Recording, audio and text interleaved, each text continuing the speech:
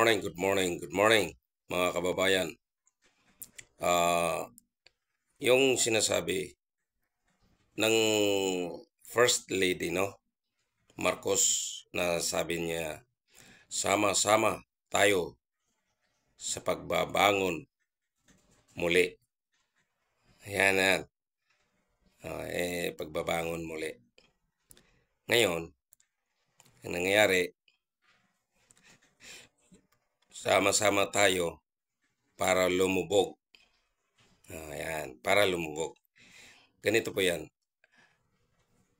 Sinisisi nila kay Tatay Digong ang tungkol sa drug war, no? Tungkol sa drug war. Kung totoosin talaga, kay Tatay Digong lang talaga nakita kong talagang winawalis niya yun. Mga dumi, no? Nililinis talaga niya yan. Maga, alangan hindi tayo maglinis sa ating bakuran.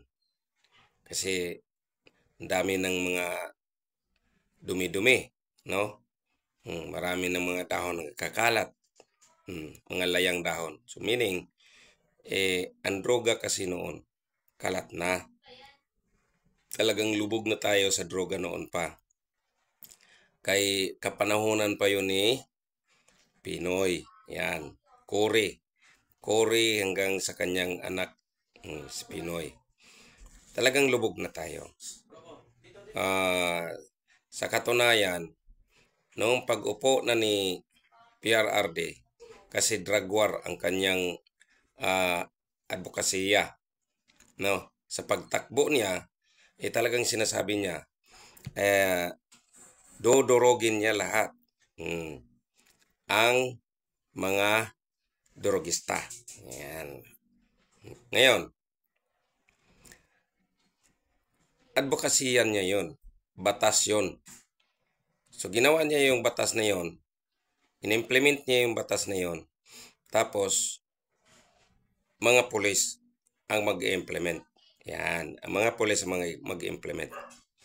Pero sasabihin ko sa inyo, yung mga magulang na galit kay PRRD,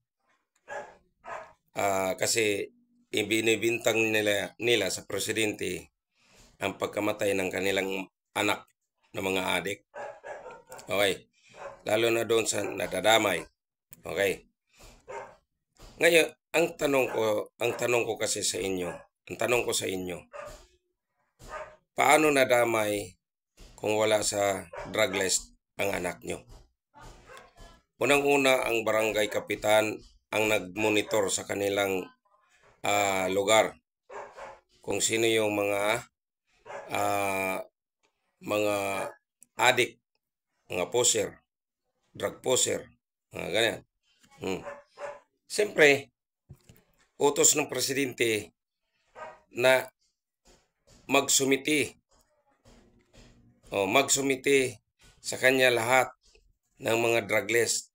Yan, magsumiti. Ang barangay nagsumiti sa pulis ng mga drug listing nila. So, yung pulis din, mayroon din silang mga drug list. So, namomonitor na nila kung sino yung mga tao nga nasa drug list. Ngayon, dahil sa drug war na yun, ni Duterte,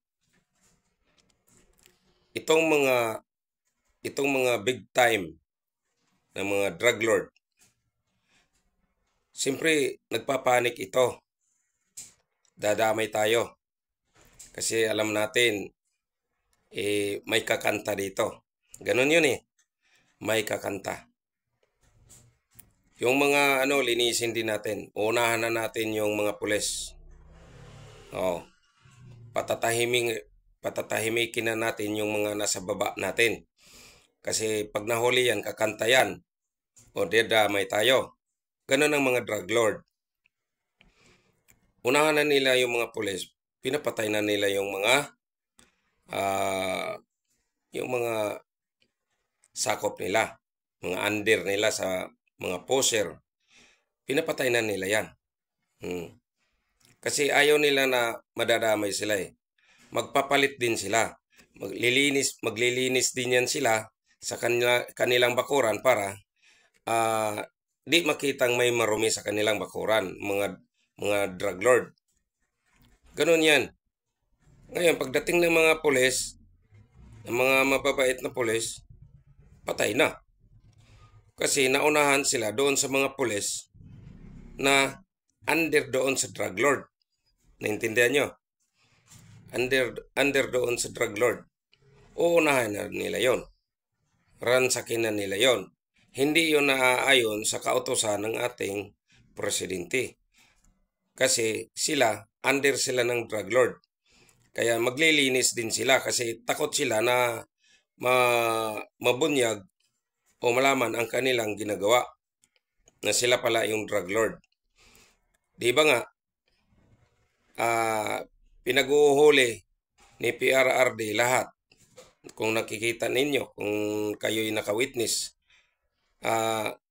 pinauhuli lahat yung mga pulis na under sa drugs. Yan.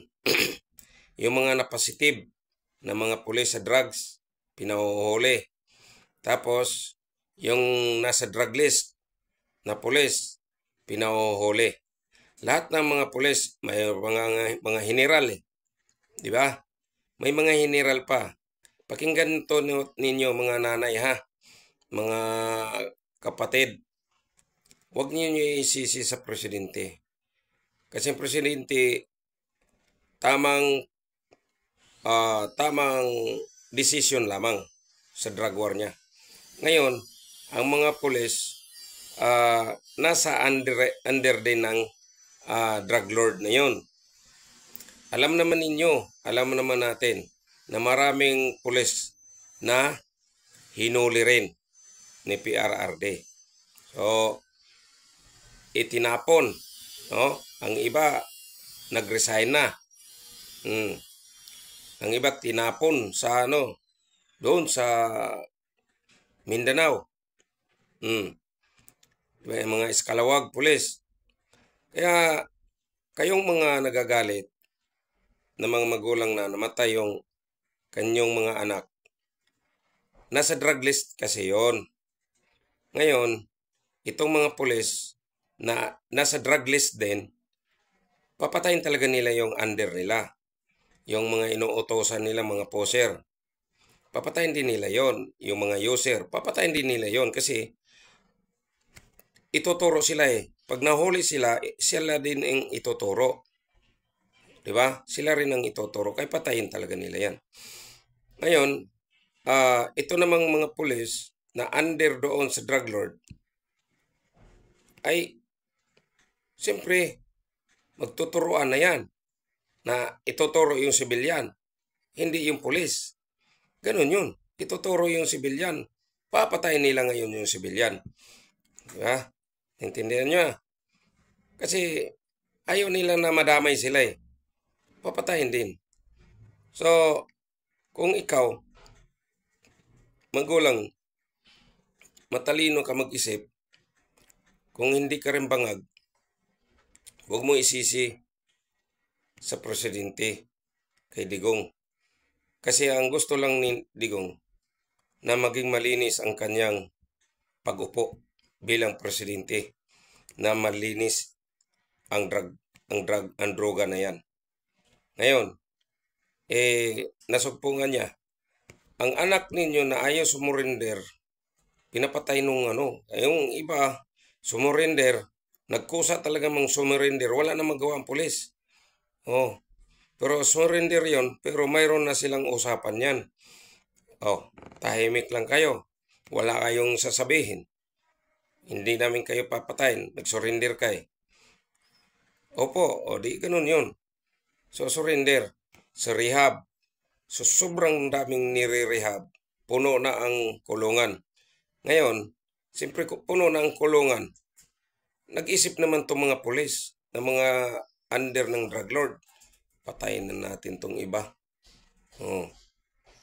Ganun talaga yan. Hindi ang kabaitan lang kasi ni Tatay Digong, inako niya ngayon. Hindi niyo ba alam? Inako niya. Yung kasalanan ng mga pulis, dahil mahal na mahal niya ang mga pulis, sundalo, inako niya. Naintindihan niyo?